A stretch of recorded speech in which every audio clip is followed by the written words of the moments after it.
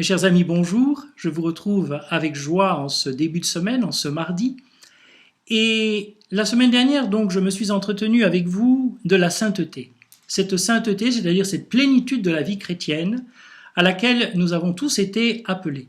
Et je vous disais, et je tiens à insister là-dessus parce que pour moi c'est fondamental, que sans la sainteté de ses membres, eh bien l'action de l'Église restera, comme dirait saint Paul, cymbale retentissante, mais ça ne fera pas grand-chose. Un peu de bruit sans doute et pas plus. Non, ce dont notre monde a besoin, ce ne sont pas de bigots, ce ne sont pas de demi-chrétiens, ce sont de saints authentiques qui, pour reprendre la formule d'Élisabeth de la Trinité, eh bien, soit une humanité de surcroît pour le Christ, qu'à travers nous, chrétiens, eh bien, le Christ soit présent dans notre monde. Alors on me dirait, c'est visé là très haut, certes, et le Seigneur eh bien, nous pousse à viser haut, puisqu'il nous dit, vous donc vous serez parfaits comme votre Père Céleste est parfait.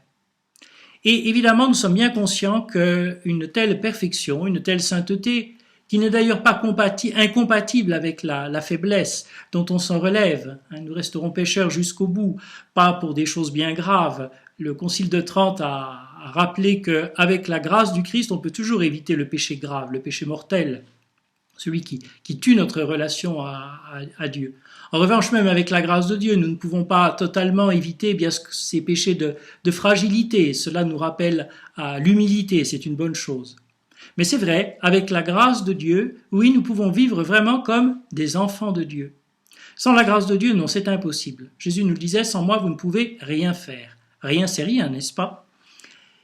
La grâce de Dieu, c'est un petit peu comme cette aide que l'on donne aux petits-enfants qui commencent à peine à marcher. Si on ne les soutient pas, ils tombent.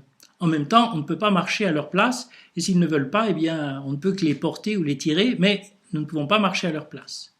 Eh bien, c'est la même chose dans la vie spirituelle.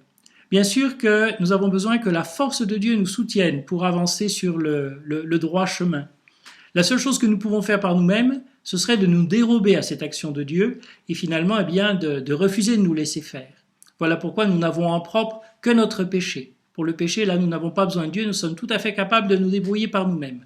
Pour le reste, eh bien, même nos efforts sont soutenus par cette grâce de Dieu qui nous donne notre équilibre, comme on donne l'équilibre aux petits enfants, donc que l'on aide à marcher. Et la grâce de Dieu, eh bien, où la trouvons-nous? Dans la prière et les sacrements. Mais peut-être davantage encore dans la prière. Alors peut-être vous allez me dire, ça c'est une hérésie, les sacrements tout de même, ils nous viennent du Christ, ils sont plus importants.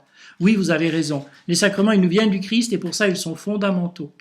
Pourtant nous devons reconnaître que, parce qu'ils sont inscrits dans des rites, eh bien les sacrements courent toujours le risque d'être vécus d'une manière au fond un petit peu ritualiste, superficielle. Non pas que nous les prenions à la légère, mais enfin, eh bien, nous restons un petit peu à la surface des choses. Et du coup, eh bien, nous allons nous cacher derrière les formules, derrière des rites, et sans peut-être entrer suffisamment en contact avec la personne du Christ. Eh bien ça, la prière, au contraire, la prière personnelle en revanche, eh bien, va nous y aider. Voilà pourquoi Marthe Robin, eh bien, disait que si elle devait choisir entre l'Eucharistie et un temps de prière personnelle, elle choisirait le temps de prière personnelle. Pourtant, elle croyait à l'Eucharistie, elle communiait tous les jours et elle a même vécu, biologiquement parlant, j'entends, de cette communion quotidienne. Mais pourtant, oui, elle avait bien compris que, au fond, les sacrements vont être vécus de l'intérieur dans la mesure où ils sont précédés, portés, accompagnés, eh bien, par une rencontre personnelle, seule à seule, avec le Christ, dans le silence de la prière.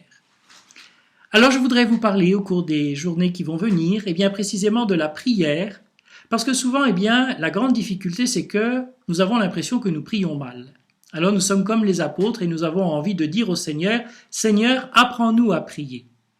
Et nous avons bien sûr, pour nous apprendre à prier, les enseignements du Christ et puis toute la longue tradition de l'Église.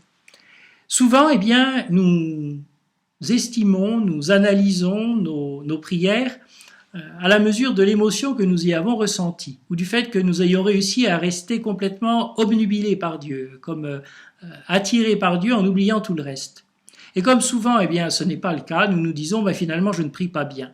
Et alors, finalement, on se décourage et on en finit par laisser tomber, on en finit par arriver à laisser tomber la prière. Et c'est bien dommageable car ce qui fait la valeur de notre prière, ce n'est pas ce que nous ressentons, c'est tout simplement le fait d'avoir voulu être auprès de Dieu.